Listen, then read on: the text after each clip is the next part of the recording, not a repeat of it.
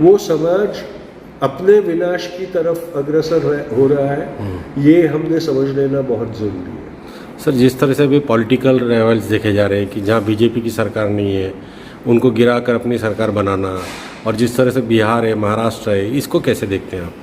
ये एक खुदगर्ज राजनीति का नमूना है कि अच्छा। सत्ता के लिए किसी भी तरीके के छल कपट का इस्तेमाल करके सत्ता प्राप्त कर लेना। अगर इलेक्शन के द्वारा सत्ता प्राप्त ना हो तो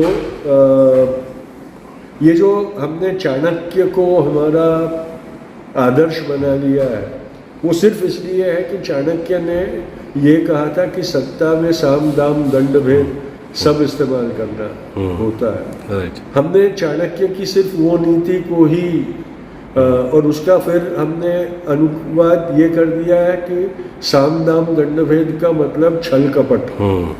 चाणक्य ने जब साम दाम दंड भेद का बात किया था तो उसे अलग अलग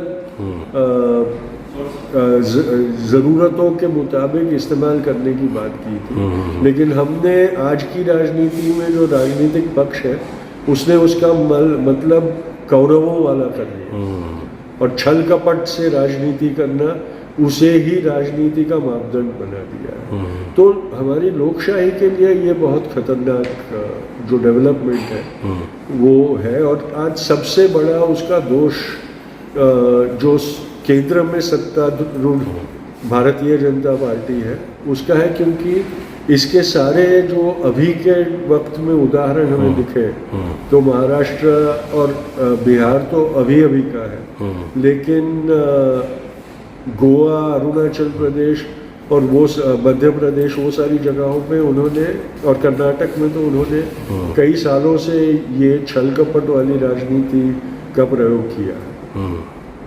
तो कर्नाटक तो एक मॉडल था, उसके बाद बाकी की बातें शुरू हो गई, और जिस तरह से महाराष्ट्र में बदला है, अभी बिहार में भी स्पीड बढ़ गई है ईडी की और सीबीआई की, तो इसको कैसा देखते हैं आप? नहीं, वही है कि एक तरफ से सरकारी यंत्रणा का दुरुपयोग करके अपनी सत्ता जमाने का जो एक प्रयास हो रहा है, और बहुत सफल तरीके से प्रयास हो रहा है। बिहार में दिखा कि जिस दिन उनका बहुमत सिद्ध करने का दिन था, उसी दिन जैसे सीबीआई और ईडी को ये याद आया कि भाई आरजेडी के बहुत सारे नेताओं के ऊपर हमने कार्रवाई करनी जरूरी है, और उसी दिन उन्होंने रेड की। उसके पहले महाराष्ट्र में जब सत्ता परिवर्तन हुआ तो जिन लोगों के ऊपर आक्षेपों का बरसात हो रहा था, जब उनकी वो अलग सरकार के पक्ष में थे, जब भारतीय जनता पार्टी जिस दिन जैसे हर रोज उनके ऊपर आक्षेप लगाती थी, वो अचानक से सब आक्षेप भूल गई और उन्हीं के साथ सत्ता में बैठ गई है। तो ये बहुत ज्वलंत उदाहरण है उनके दोगलेपन का। तो सर, चिंता कहीं आपको ऐसी लगती है कि भविष्य में बहुत बड़ी चिंता है ये? मुझे तो वर्तमान की ही चिंता है, भविष्य तो बहुत दूर की बात है। वर्तमान में जिस तरीके से हमारे समाज की अधोगति हो रही है उस पर हमें चिंतित होना बहुत ज़रूरी है, क्योंकि आने वाला कल तो आने वाला है, आज जो है उससे हमें फ़र्क पड़ता है। और सर, साथ में ये भी देखा जा रहा है कि बड़ी बड़ी संस्थाओं को बेचा जा रहा है, प्राइवेटेशन किया जा रहा है, सरकारी नौकरियां ख़त्म की जा रही है, तो इसका असर तो समाज पे बड़ा हो सकता है। और हमारे जैसे मुल्क में जहाँ एक सुशिक्षित जो नागरिक है हमारे, उनका प्रमाण ज़्यादा है, तो उधर